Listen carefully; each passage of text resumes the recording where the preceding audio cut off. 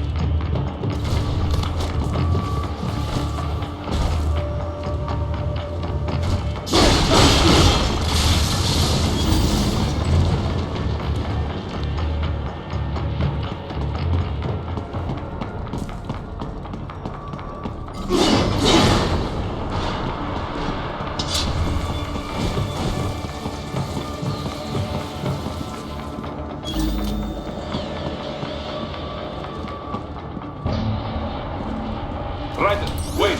There are active IR sensors in the area. Part of factory security, no doubt, but the enemy may be using it.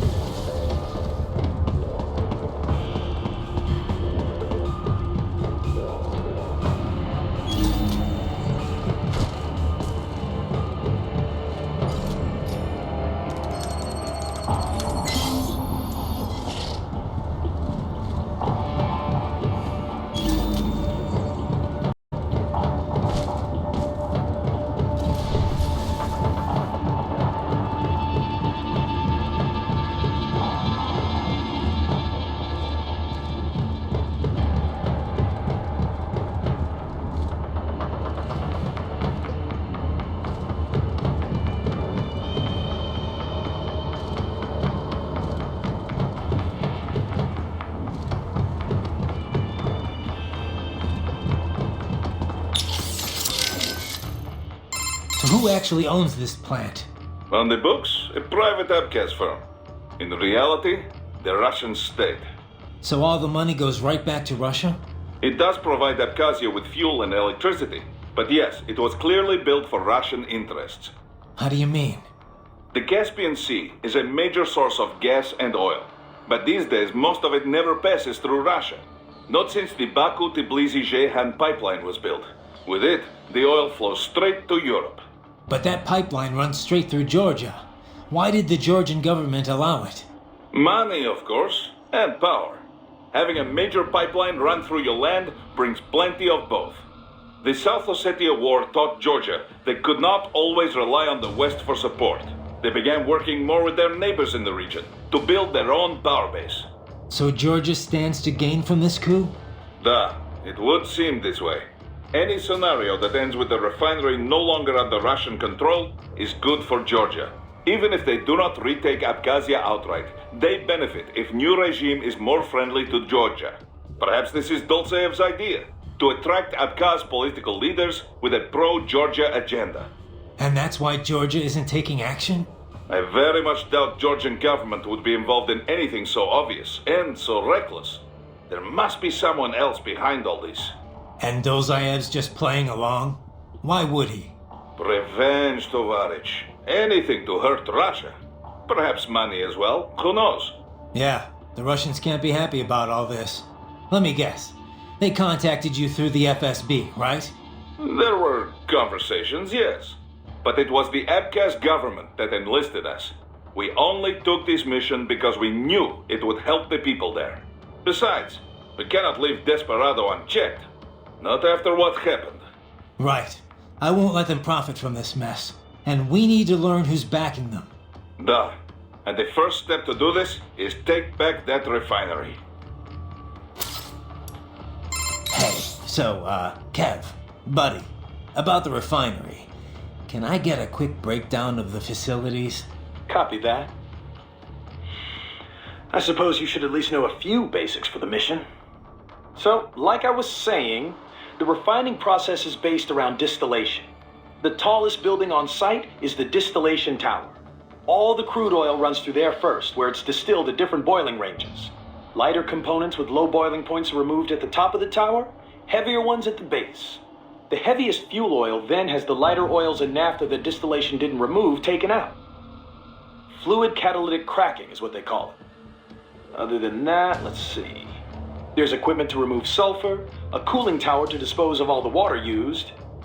Oh, and the flare stack to eliminate gas waste. You see that thing with flames shooting out the top? That's the stack. It's burning the gas off? Yeah, burns it up completely, rendering it harmless. Kinda hypnotic if you stare at it a while, huh? Next door you have a power plant. It's pretty typical for this type of facility.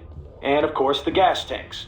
Liquefied petroleum gas, LPG, is pressurized and stored in those round tanks. It's also artificial, but it's got a certain charm, you know? Like the ultimate in utilitarian beauty. A solitary distillation tower, all lit up and set against the setting sun. It's an amazing sight. Kev, you still with me there? What? You don't appreciate this kind of stuff? Places like Germany and Japan, people get really into it. Factory sightseeing tours and everything. Yeah. No, not so much. Doc, my fuel cells are running low. What happens if I completely tap them out? You will lose the ability to perform any action which requires a great amount of energy. But even when your gauge reaches zero, you retain basic movement. You can walk around and swing your sword. Use this time to absorb more electrolytes from your enemies. Recharge your cells as soon as possible. Roger that.